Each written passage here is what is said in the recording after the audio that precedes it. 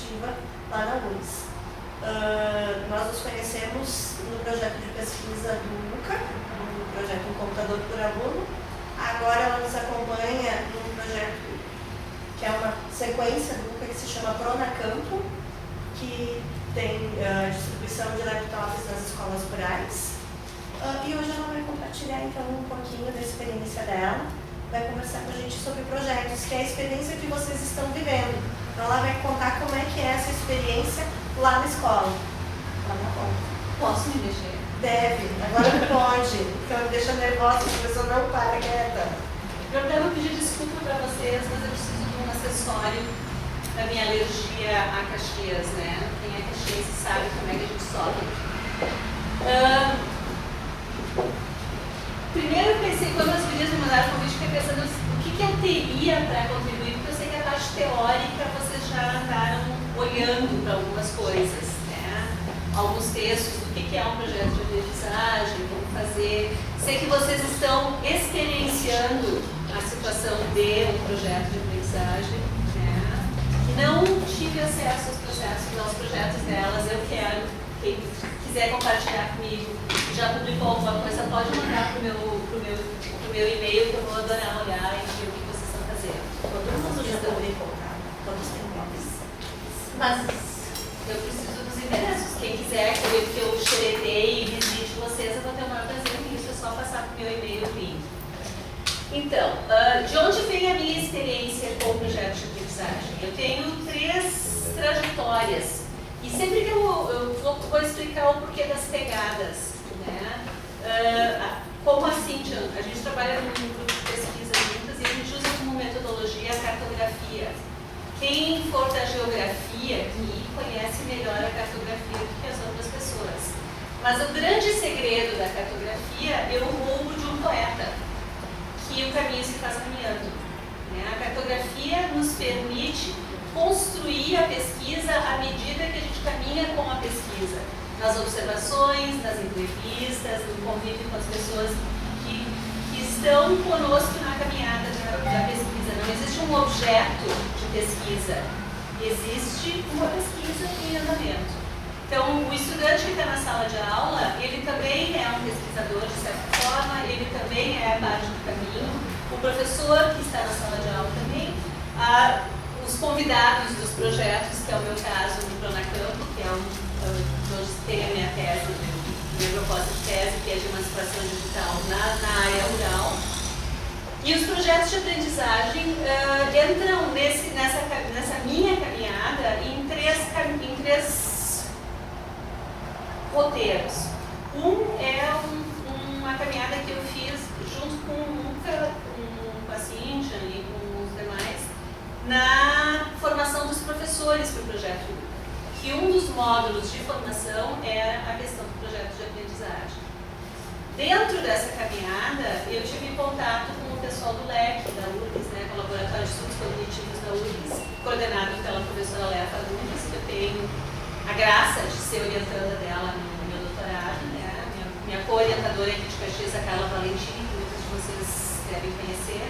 Estou fazendo plural no feminino, meninos, me desculpem, mas tem um menino, né? Esse português. E aí, o LEC acompanha a URGS num projeto do Colégio de Aplicação. Quem já ouviu falar do Colégio de Aplicação? Sim? O Colégio de Aplicação tem desde 2000, aí você? 2000, eles têm essa proposta de projetos de aprendizagem. E aí, como participante do LEC durante um ano, eu pude acompanhar um pouco das colegas que eram também bolsistas do LEC e professoras na aplicação. Então, um pouco do que eu vou falar com vocês hoje é essa experiência única e a experiência do aplicação. A minha terceira experiência foi como professora, que eu fiz uma substituição para a professora Carla, e aí na disciplina que ela trabalha em informática e educação, a disciplina é trabalhada no formato de projeto de aprendizagem, né, para as pessoas poderem pensar o que usar na informática se usa o projeto de aprendizagem.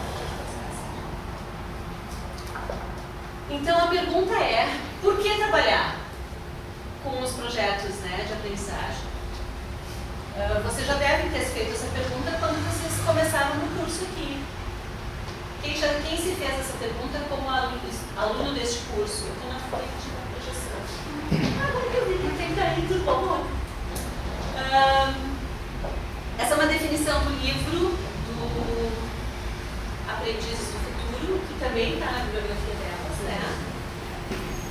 O que é um projeto de aprendizagem? Buscar informação em si não basta.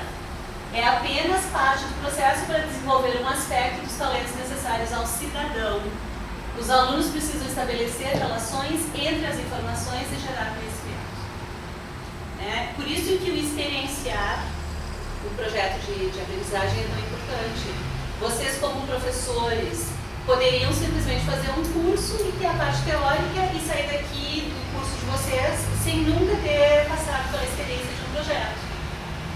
O entendimento não é o mesmo. Quando a gente constrói o projeto, a gente encontra dificuldades, a gente se dá de frente com as nossas dúvidas, com as nossas certezas e entende o processo de aprendizagem do nosso aluno de uma maneira um pouco diferente.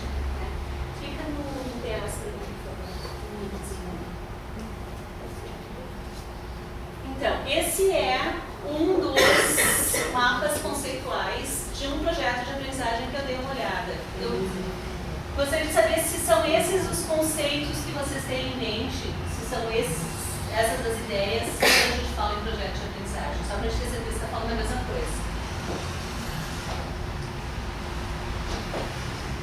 Vocês querem que eu passe o mapa conceitual com vocês? A gente faz uma leitura silenciosa, o que vocês preferem? O que tu prefere,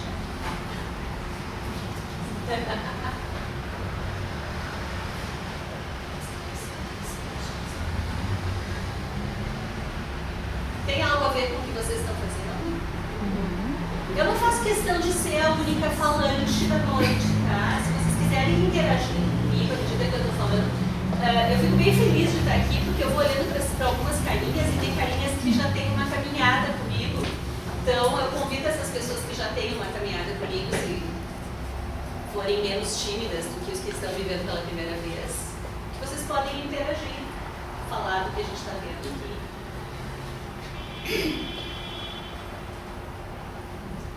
Nenhum comentário sobre o mapa? Vocês são super falantes lá, não sei. Elas vão falar hoje também, elas vão tá? gostar de mim.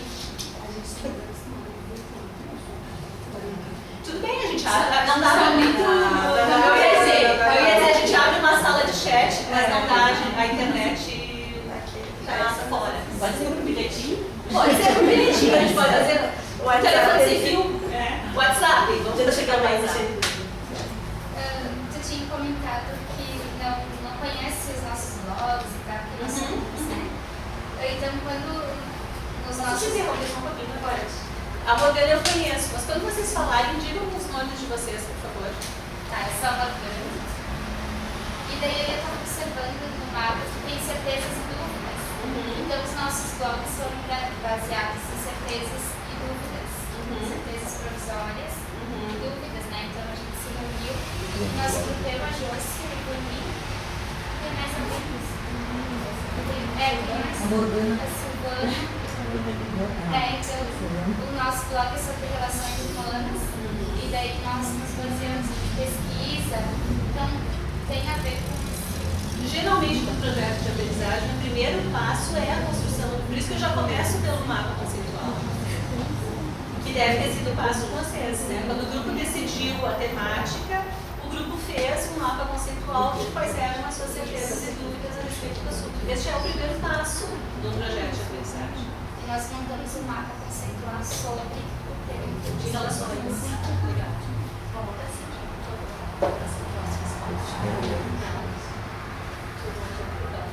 assim, A flechinha não era para voltar? Não, a flechinha do Reader que tinha ali. Sim, é bom, a gente sai e volta. Não, sem problema. Sem problema. Ali na menininha.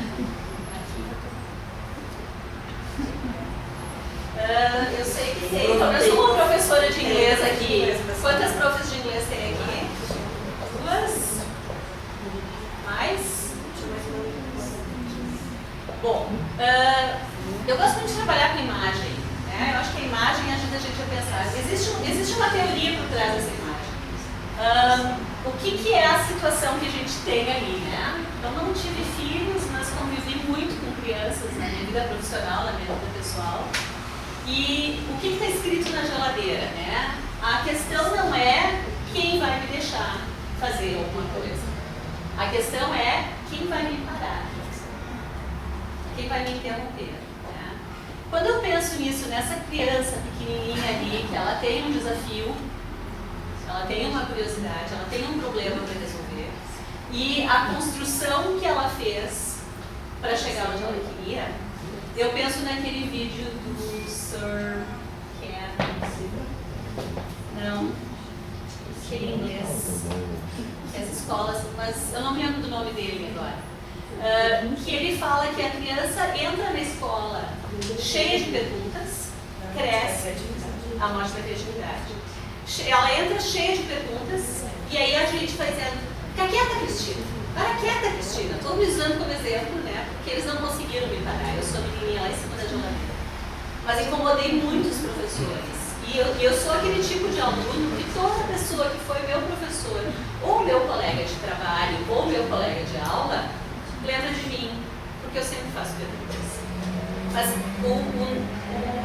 a sequência natural da educação, infelizmente, essa criança curiosa, cheia de perguntas, é uma criança que a gente vai silenciando ao longo da educação.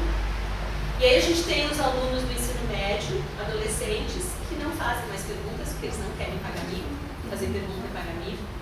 E a gente reclama que eles não participam. Né? Mas a culpa não é deles apenas, pela crise de identidade, etc., e todas as características de adolescência, que já é uma fase difícil. A culpa é nossa, educadores, porque a gente tem por característica na educação de fazer as crianças ficarem quietas e prestar atenção na aula. O que o projeto de aprendizagem quebra? Exatamente isso. A gente diz para o aluno que sim, tu pode fazer uma pergunta de uma coisa que te interessa. E sim, tu vai arrumar colegas que vão trabalhar contigo e vocês vão construir alguma coisa. Vocês vão juntar as peças que vocês precisarem para fazer essa construção e fazer o seu projeto de aprendizagem. Tem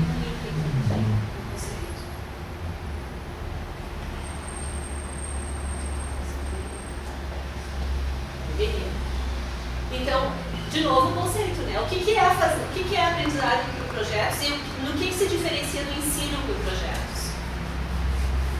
Isso é uma pergunta.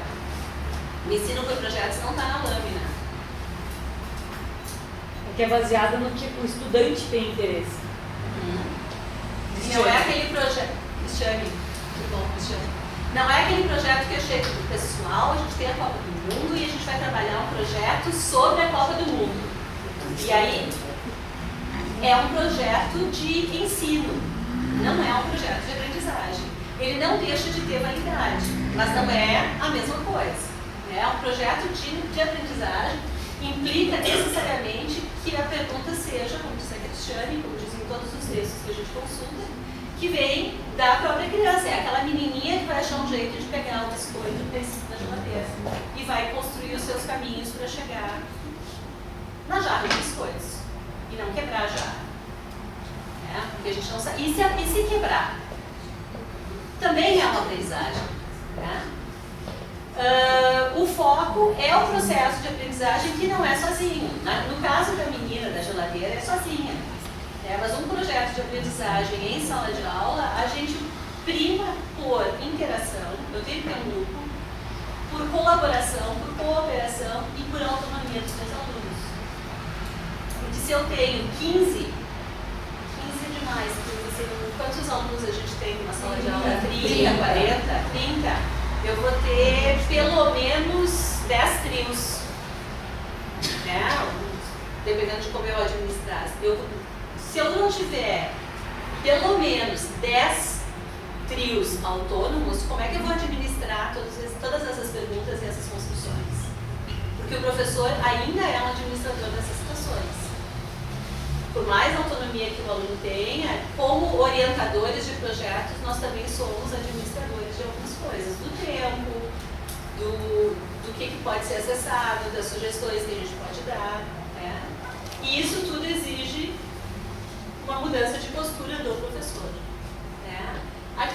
slide comeu, mas as práticas, a diferença, né, do que é centrado no professor, que é o nosso projeto de ensino, que não tem, não perde validade, e o projeto de aprendizagem, que é focado na aprendizagem, na construção do próprio